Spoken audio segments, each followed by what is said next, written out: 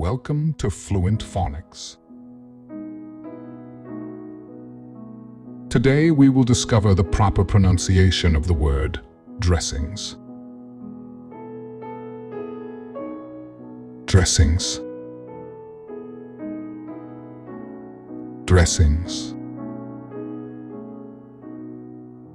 Dressings.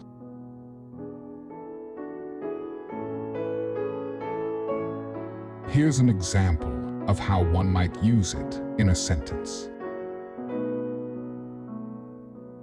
The salad bar at the restaurant had a variety of dressings to choose from, including ranch, Italian, and balsamic vinaigrette. Dressings in this sentence refers to condiments or sauces used to flavor and enhance salads or other dishes, such as vinaigrettes, ranch, or Italian dressing.